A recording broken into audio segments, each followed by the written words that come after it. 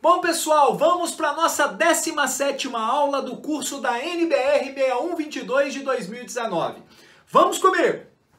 Bom, pessoal, vamos para a nossa 17ª aula do curso da NBR 6122 de 2019, onde estamos passando por todos os capítulos dessa NBR. E estamos tentando, passar para vocês todos os conceitos, todas as definições e termos já passamos, e agora passando por todos os ensaios, investigações geológico-geotécnicas importantes para o engenheiro de fundações.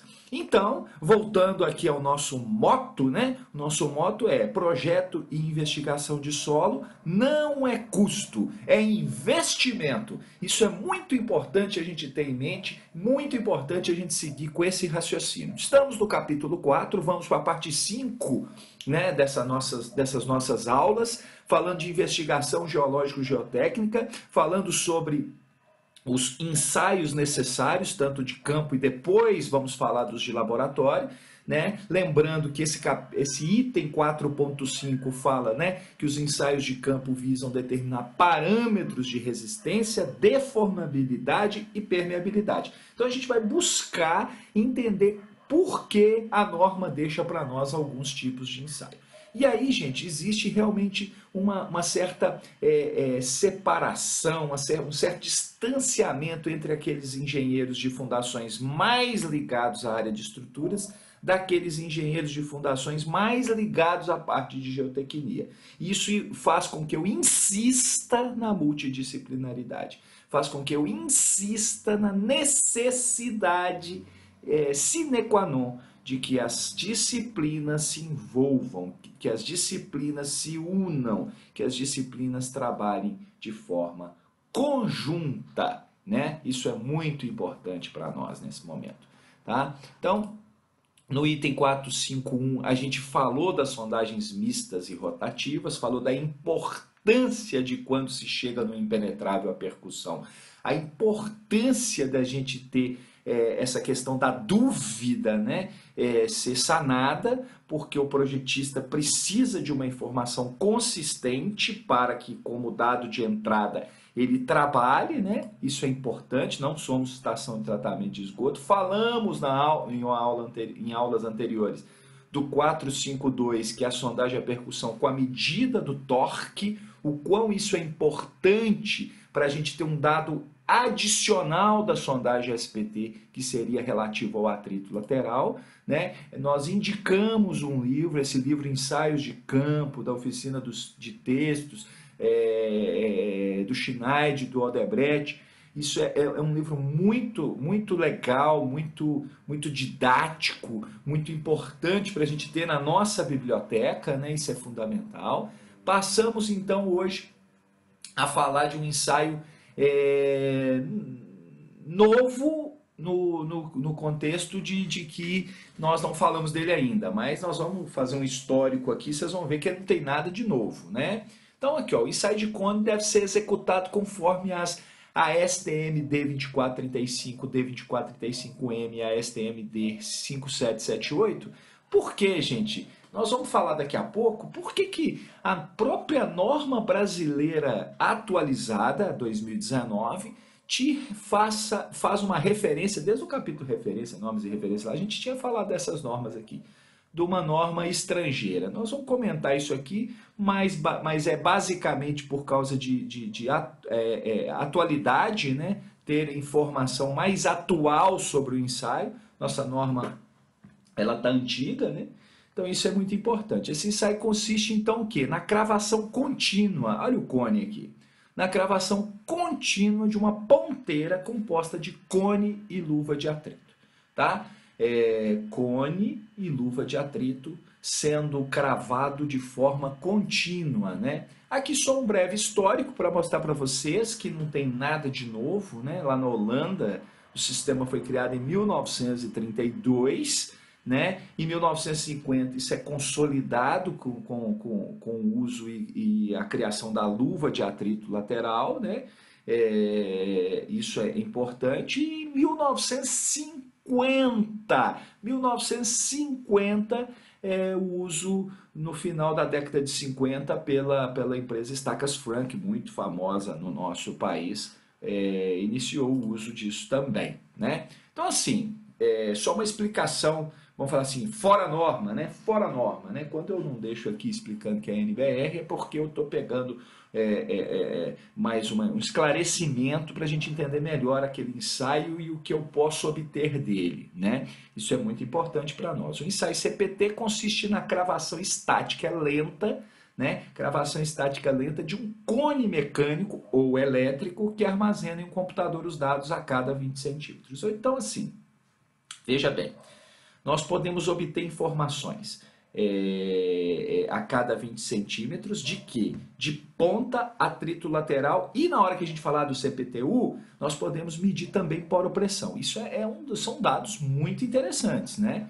Tem suas vantagens esse ensaio e tem suas desvantagens, né? Nós vamos falar disso mais para frente. Mas o importante para nós como engenheiro de fundações é saber que existe, procurar entender melhor, buscar catálogos, conversar com empresas de sondagem sobre a disponibilidade desse tipo de equipamento, ler, aprender, pesquisar, buscar informações para que nós possamos evoluir nas investigações geotécnicas. Nós temos que evoluir nesses dados de entrada dos nossos projetos, né? O cone alocado nessa bomba hidráulica é penetrado no terreno a uma velocidade de aproximadamente 2 centímetros por segundo. O próprio equipamento pode ser hidráulico, crava o cone no terreno e funciona como uma prensa, né? Depois de cravado, ele obtém os dados de forma automática. Olha que legal. E o próprio sistema captura os índices e faz o registro contínuo desses dados ao longo da profundidade. Isso é uma vantagem, né? Isso é uma grande vantagem, porque você tem as informações de forma contínua. Isso é interessante para nós, né? Esse método de investigação do solo fornece para nós, então, resistência de ponta, QC, ela fornece também resistência de atrito lateral, né?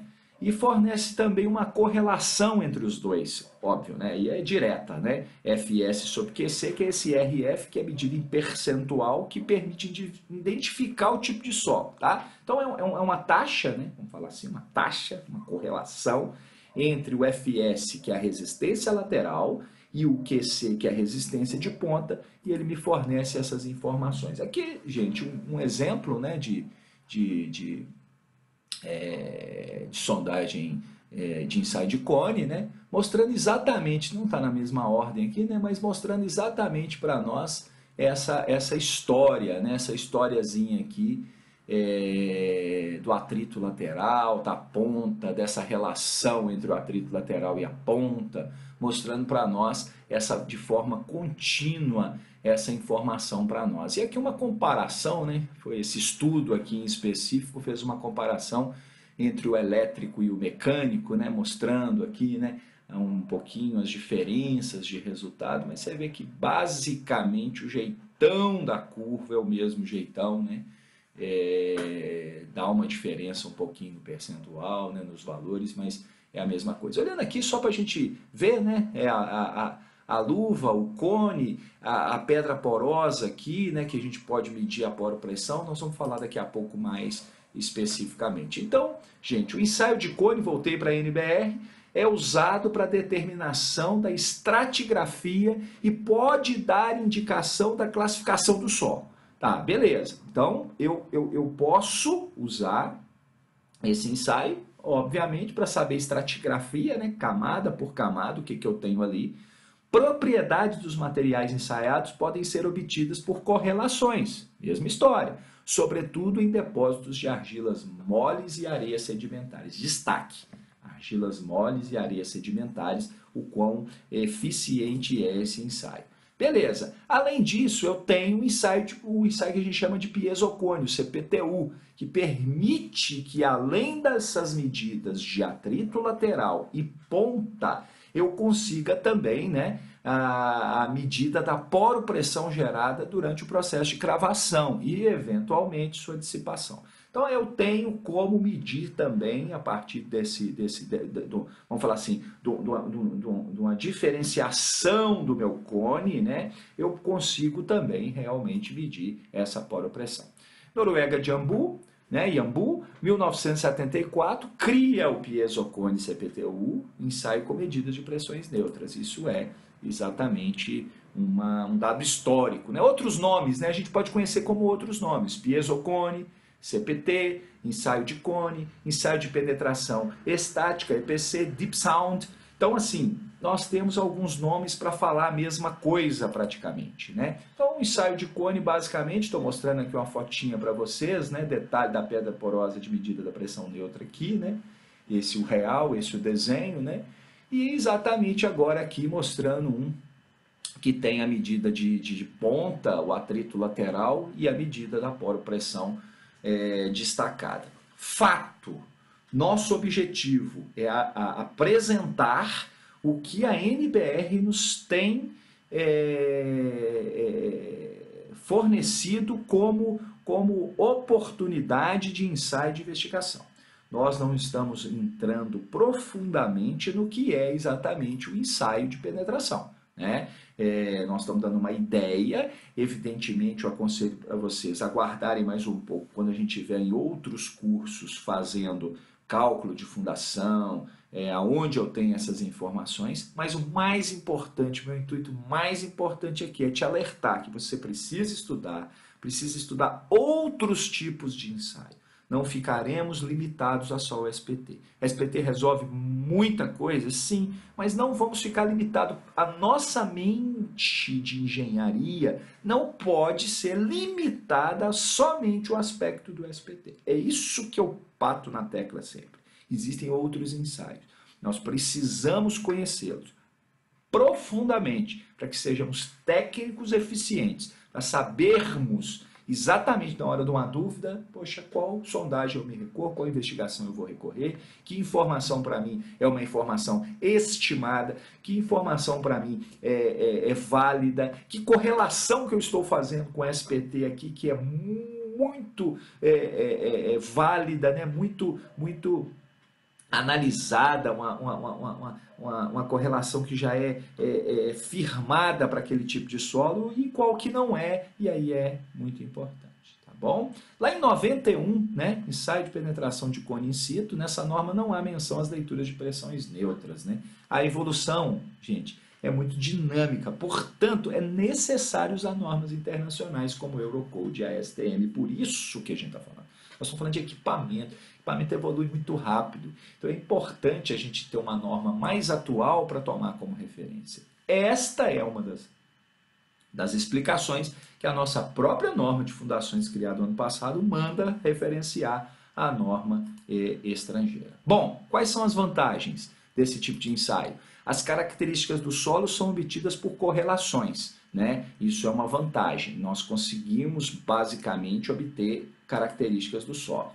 Ensaio que minimiza as perturbações no solo, ou seja, a variação do estado de tensões, choques e vibrações. Isso é minimizado, esse ensaio minimiza. Lembrando que essa perturbação obviamente perturba o solo, obviamente perturba a característica natural que o solo está lá e os seus resultados passam a ser não exatamente como o solo na natureza. Então, se esse ensaio minimiza as perturbações no solo, isso é uma vantagem.